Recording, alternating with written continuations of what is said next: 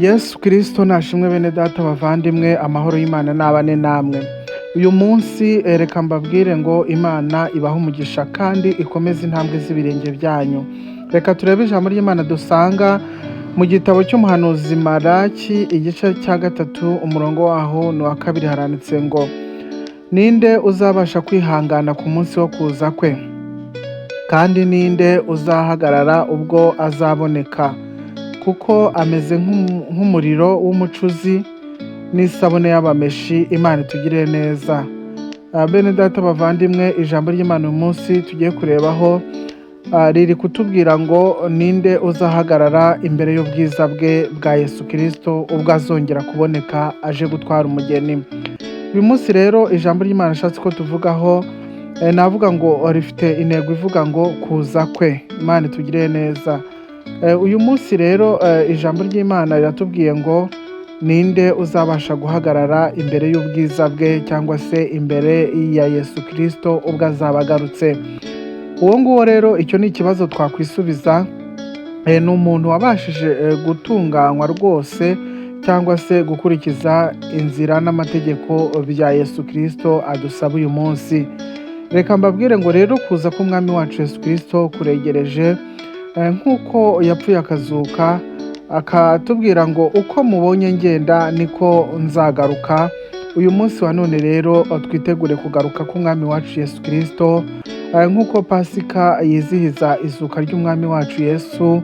Rero uko yapfuye akazuka ni nako twitegura ko azagaruka. Imana itugirire neza.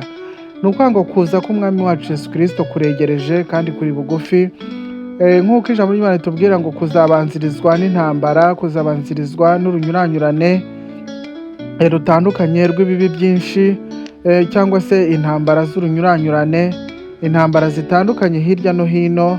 Ibyo ngibyo ni ibimenyetso rwose tumaze iminsi tubona. Imana itugirire neza. Kandi ikindi gikurikiyeho ni uko ubuyobe buzagwira bukaba bwinshi, abantu benshi bakayoba, abantu benshi bagakorera ibigirwamana, abantu benshi bagakora ibiteye isoni, abantu benshi bazakora ibyangwa n'amaso y'Uwiteka, bazakora ibitarigeze bikorwa muri iyi si. Uyu munsi rero nahawe nahanjye kugira ngo twitunganye, nahacu kugira ngo tubere maso ubugingo bwacu, Yesu azasange twiteguye kandi turi maso, nk'uko turi kwitegura kuza kwe. Imana itugirire neza. Ni ukuvuga ngo rero ubuyobe buzaboneka ari bwinshi bwo mu rwego rwo hejuru. Imana itugirire neza. Uyu munsi rero abantu benshi barayobye, bamwe na bamwe, abandi bayobewe inzira y'umusaraba, abandi bayobewe inzira bajyagamo, abandi basubiye inyuma bakoze ibyangwa n'amaso y'Uwiteka. Ariko iki ni igihe cyo kugira ngo wongere witekerezeho, wongere ugarukire umuremyi Imana yacu kugira ngo nawe ikugirire ubuntu. Ubuyobe rero bwikugeraho mwene data muvandimwe, hunga, kuko umujinya w'Uwiteka uzatera isi, kandi abatiteguye bose bazajyanwa nawo. Imana itugirire neza. Ikindi nababwira ni uko ubutumwa buzaba bukeya mwene data. Ubutumwa buzabura mu minsi y'imperuka, ahubwo hazaduka ubutumwa bw'ubuyobe, hazaduka ubutumwa bwo gushaka indamu, hazaduka ubutumwa butajyanye no gushaka agakiza k'Imana, ahubwo ubutumwa bw'uburyarya, ubutumwa bwo kubeshya, ubwo nibwo buzaduka. Ni ukuvuga ngo benshi bazavuga ubutumwa ariko mu mitima yabo nta kuri kurimo.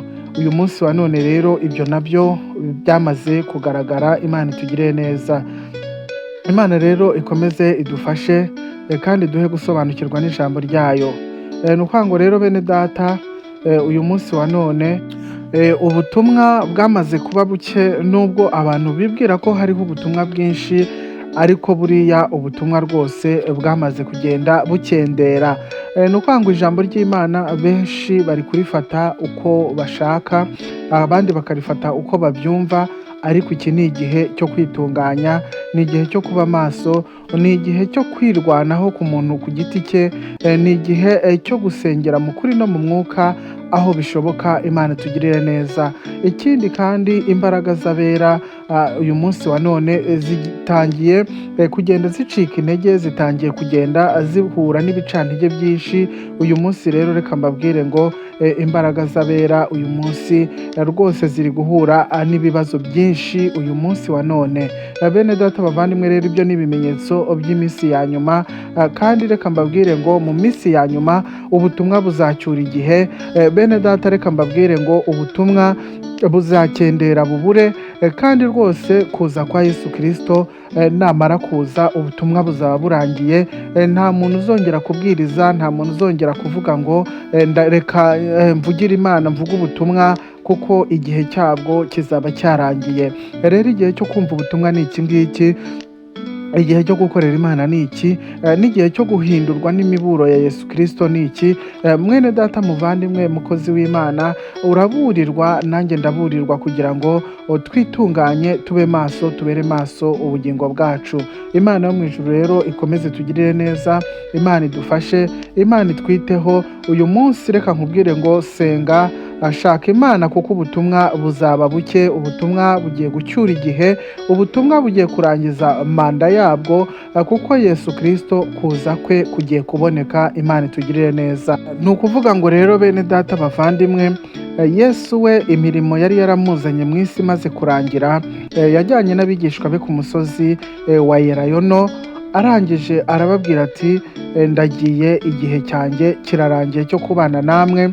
Ni ukuvuga ngo nyuma yo kugenda kwe umucyo wabonekeye za ntumwa, urangije umucyo ijwi rirababwira ngo uko mumubonye agenda niko azagaruka. Uyu munsi rero turamwiteguye, nawe ube maso, nawe umwitegure, kubera ko marayika ubwe yabwiye intumwa ati uko mumubonye agenda niko azagaruka. Imana itugirire neza.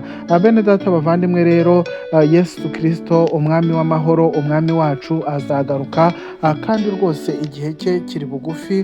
Uyu munsi wa none umwitegure, uyu munsi umese imyenda yawe, uyu munsi wiyuhagire, wiyeze, witunganye, kugira ngo nawe rwose ntuzahombe, ahubwo uzabe mu banyamahirwe bazajyanwa na Yesu Kristo. Bene data bavandimwe rero, byaba bibabaje kuba mu isi imeze gutya, kuba mu isi y'imihangayiko, kuba mu isi igoye, kuba mu isi yo kubura abacu, kuba mu isi yo gutandukana, tukazabura n'ubugingo bw'iteka ryose. Biradukwiriye rero ko twakwitunganya uyu munsi wa none tukitegura kuza kwa Yesu Kristo, kandi Imana yo mu ijuru ni ukuri izagenda iduha imbaraga. Nababwiraga rero ngo mwitegure kuza k'umwami wacu Yesu Kristo. Igihe cye ni iki, igihe kirageze. Imana ibaha umugisha, ikomeze ibambike imbaraga, kandi ikomeze kubaha kwibwira ku magambo yayo uko bwije n'uko bukeye. Amahoro n'imigisha nibyo mbifurije. Shalom, shalom.